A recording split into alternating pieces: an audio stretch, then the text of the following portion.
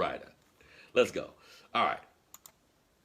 I was going to touch on that real quick. Now, I'm going to read a story about the unfortunate situation that happened in Boulder, Colorado, right? I'm going to read a story about the unfortunate situation that happened in Boulder, Colorado. Now, we actually seen that the shooter, initially, I thought the shooter, and again, in Boulder, Colorado grocery store, a person, a terrorist basically, a domestic terrorist, opened fire inside of a grocery store from his car, actually, went inside, fired more, ended up killing 10 people. But again, you can't get mad at us when we see people do crimes, or we see people have confrontations with the police. You can't get mad at black people when we see the police handle individuals with kid gloves, like a Dylan Roof, for instance, who was given Burger King on his way to jail after killing a hell of us inside of a church, right? So this individual, so let me just read a little bit of the story, then we'll talk some more about it.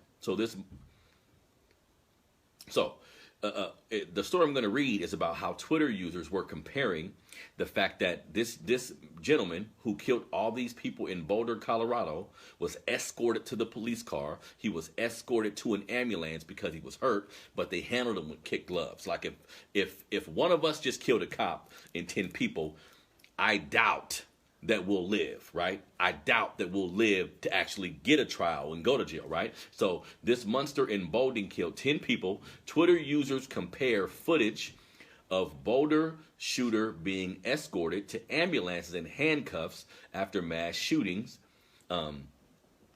After mass shootings in Elijah McClain's death, right? So Twitter users compare footage of Boulder shooter being escorted to ambulance in handcuffs. Let me see here. As footage of authorities apprehending the Boulder, Colorado mass shooting suspect spread across social media on Monday, some Twitter users pointed out that the suspect was taken into custody with what they deemed relatively minor injuries and had been shot in the leg, even as he had just unleashed a deadly rampage that left 10 people dead. And again, some people may say, like, you're reaching, or some people may say, why even make that comparison, right? Well, look, man.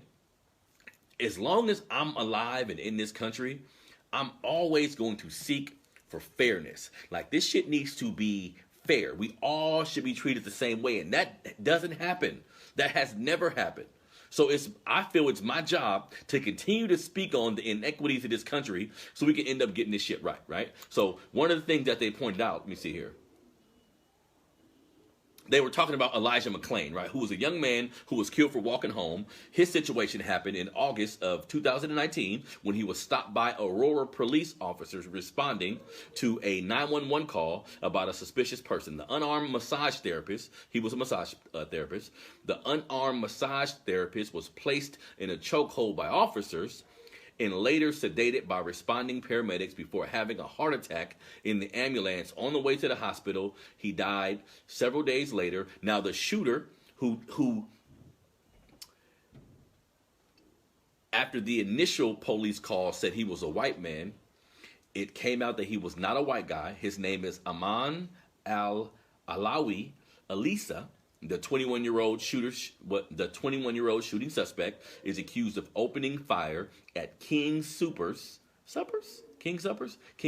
Grocery Store on Monday, terrorizing shoppers. Now, authorities have identified 9 civilian victims, which is really unfortunate, family, in addition to a police officer who was also killed. The victims range from 20 to 65 years old. Just like I was saying, I mean, that's my honest opinion.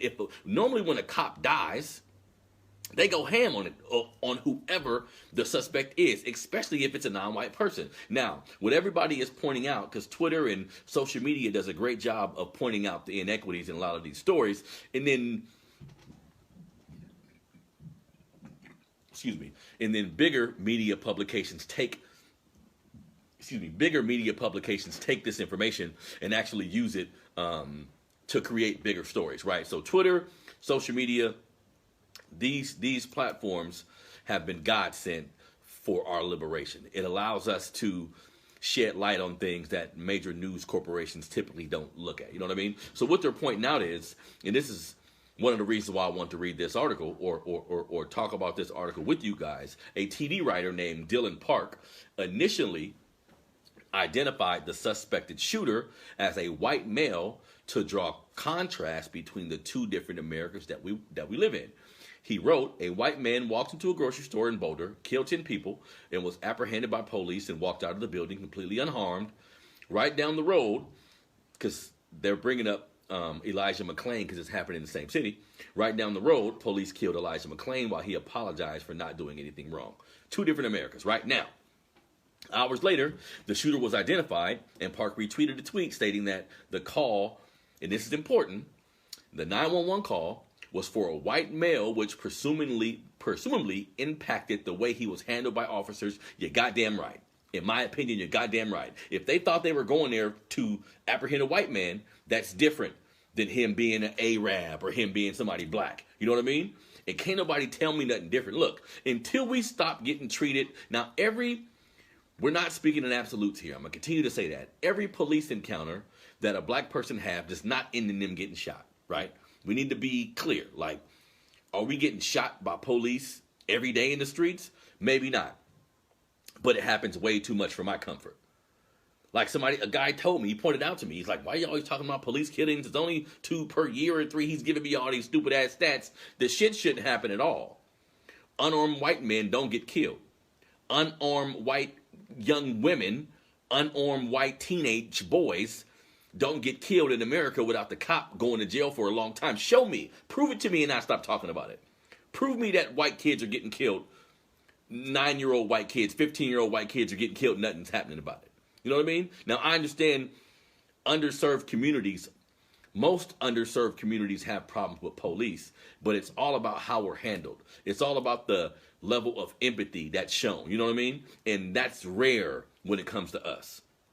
So yes, do I think if they would have mentioned that this was a black guy who shot these people in Colorado, or a Mexican guy or Asian guy, I don't know how they would have responded, but I know it wouldn't have been like that, where you just walk them to the car. You know what I mean?